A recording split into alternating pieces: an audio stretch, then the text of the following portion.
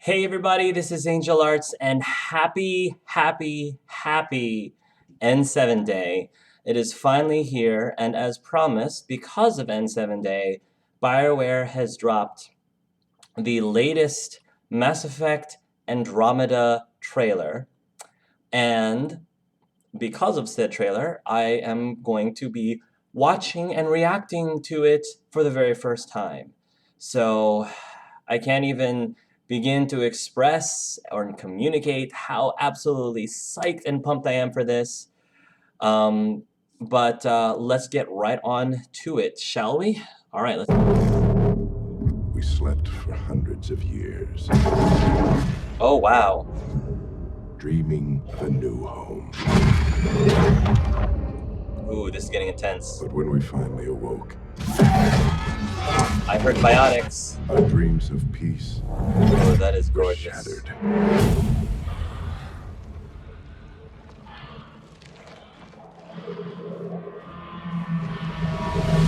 Welcome back. Ooh. It's the Clyde look-alike, kind of, sorta. Not really. You're the new Pathfinder. Pathfinder. This is incredible. It's acting like a gravity well. I have a bad feeling. We're the aliens. Yeah, it's true. They're the aliens.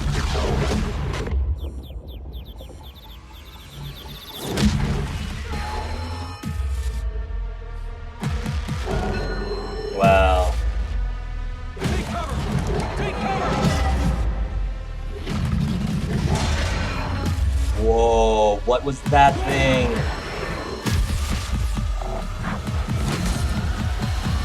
Oh, there's a... Now I know what makes you special. Ooh.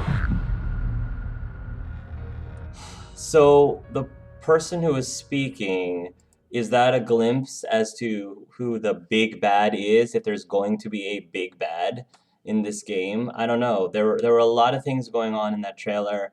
We got to see a lot of the male protagonist.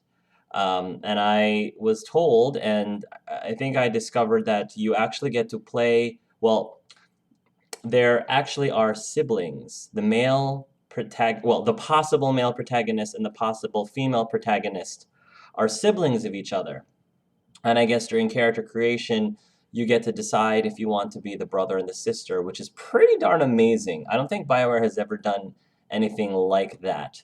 So that's really awesome. We got to see glimpses of some of the other, I guess, companion characters like the Asari. I'm sure she probably is named by now, if I'm not mistaken, but I don't know what the name is.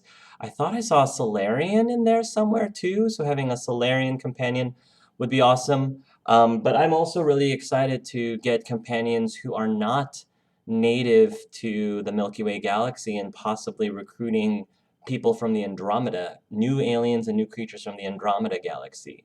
I think we got to see a bit more of the newer races, possibly from Andromeda, and it seemed like the being who was speaking throughout this trailer was an entire new species, at least to us, completely. So, um, again, like this is just a cinematic reveal trailer. They didn't really give us too much detail, which I'm glad about because I don't really want to know. I want to go into this game as blind as possible, just to get a little bit of a taste. Some of the boss fights look pretty cool. I think there was one boss fight with the giant creature thing up in the air that, I don't know, sort of reminded me a little bit of the massive, oh gosh, the Thresher Maw. Somehow that kind of reminded me of the Thresher Maw fight in Mass Effect 3 in terms of sheer size of a creature that you would be fighting, not from the ship, but like, as, from outside. We got to see a bit more of, the tech, as well as hearing a bit of the biotics going on. So it's really cool. I'm wondering if the class system is going to be the same from the original Mass Effect trilogy, or if the class system is going to be very different. Um, it's very cool. Lots of really awesome stuff. The next thing that I'm going to look at is actually the Mass Effect Andromeda Game Informer coverage. So let's go I take a think look one at of the that. biggest challenges in starting Mass Effect Andromeda was making sure that we were honoring the original trilogy and the fans of the original trilogy. This is going to feel like, in many ways, Mass Effect 1 again. Like you'll be able to experience things for the first time again. Taking it to Andromeda sort of fulfilled a lot of that. We always wanted to be core to the Mass Effect franchise and add some layer of exploration. And that's what we're really sort of starting to push, is that open world experience, but one that has the level of quality in those encounters and the things that you would find on those planets that you would come to expect in any mission that you'd experience in Mass Effect. It's a huge game. It's just a huge game. That's what I want to hear. You know, a seasoned team that's going out. There's a bit more humor. Your crew is younger, less military for the most part. It's more of a, I don't know what that's going to be like. Well, let's go find out.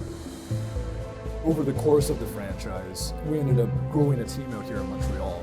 It's a push and pull with the team. They are all excited to be working on Mass Effect. At the same time, they feel a great burden. The legacy, we just can't ignore it. Let's retain the spirit of Mass Effect, but let's also be adventurous ourselves. It's been a long time since the last Mass Effect. Let's make this something special and memorable. Nice. Very cool. So one of the things that sticks out for me from that particular trailer is them talking about the open world experience, the open world gameplay. And it makes sense from a story and plot standpoint, because the idea of you going to Andromeda and exploring kind of requires you to have at least a little bit of an open world field. But at the same time, the open worldness was probably one of many people's, well, I shouldn't say many. It was, I've heard from a number of people, myself included, that the open worldness of Dragon Age Inquisition was probably my least favorite new feature of the game, because for me, I prefer story over exploration, but I know that a lot of people really love the worldliness of games and love the exploration. But to Dragon Age Inquisition's credit, I think they did a pretty good job, all things considered, balancing, having an open world feel environment and still have a tight story. I just felt that, when I played through Dragon Age Inquisition the first time, I tried to find everything that I could on my first playthrough. And then after that, I didn't really care about doing much exploration or repeating any of that at all on my second playthrough. I just wanted to get through the main storyline, really, and just, try out the main storyline with different characters, with different romances. Those were the things that I cared more about, and those were the things that gave me the replay value, whereas the open worldness did not give me the replay value. Now, again, your mileage may vary, because, I look for very specific things in games. And, if the open world is something that is awesome for you, fantastic. But for me, that is probably the part of the game of Mass Effect Andromeda that I probably am looking forward to the least, because it just doesn't do enough for me, at least in comparison to the storyline and the characters and developing relationship with the characters and the romance. Those are the things that are going to get me to play the game over and over and over again, not the exploration aspect of it. But I mean, like I said, I think that if they stick with how they did Inquisition as much as possible and didn't put even more open worldliness to it, I personally would be very happy, and I know a lot of other BioWare players and fans would be happy too, but we shall see. I think that no matter what, they're still going to tell a good story. Whether or not I end up ignoring a lot of the exploration has yet to be seen. I feel like for a game like Mass Effect, for a franchise that I love and is very dear to my heart, I probably will, at minimum, do the best that I can to explore everything as much as possible, doing my Let's Play like I did with Inquisition. But even in Inquisition, it started to get a little tiresome, and it started to get a little, I started getting a little fatigued by like the overwhelming amount of exploration. Even in Fallout 4, I was less interested in exploring the entire map and more interested in focusing on the plot point storyline and, developing the relationships with my companions and the romances thereof. Um, so it's just what BioWare has always been really good at, and not to say that they shouldn't experiment and try to break barriers and work on other things that they haven't really had as much experience in the past. I'm not saying that they shouldn't do that. It's just, that's not why I started playing their games. That isn't the reason why I started playing their games, and introducing things that I'm not really interested in games doesn't help them in terms of appealing to me personally. But again, if their goal is to try to capture a more universal, a wider audience, I can understand, and I'm willing to bend a little bit so that other people can get more of what they want. I mean, if some people feel that they can bend a little bit to allow the gay and same gender romances to come out in the Mass Effect game, I have no problem bending a little bit so the people who are more interested in the open worldness and exploration can get that in their game, in their next Mass Effect game too. So those are my thoughts.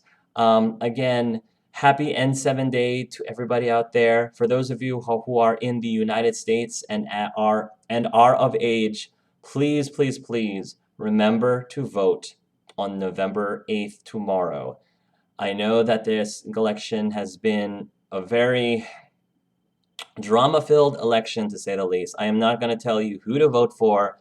I am just telling you to vote. I am telling you to exercise your right to vote. I understand that many people out there don't particularly like either of the candidates.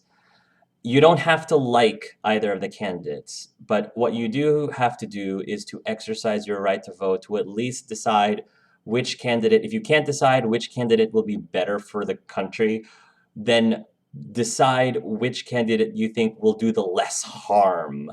Who do you think will do the less harm in the country? And I know a lot of you are saying, well, in an ideal world, that shouldn't happen.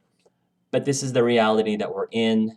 Our system isn't perfect, and we know that our system isn't perfect.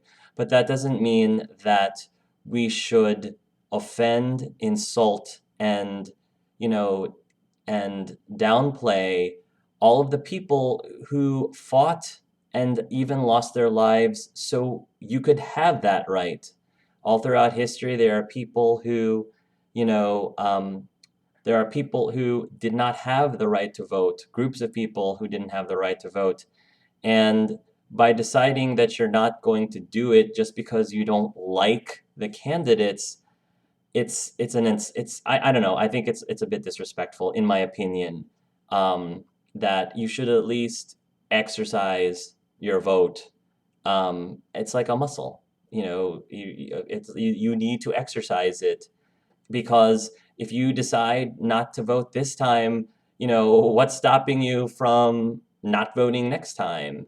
I don't know. Those are just my personal opinion on the matter. So I encourage you to vote. Please, please, please, please vote. Anyway, that's all I wanted to say. Thank you guys so much, and until next time, love yourselves and love each other.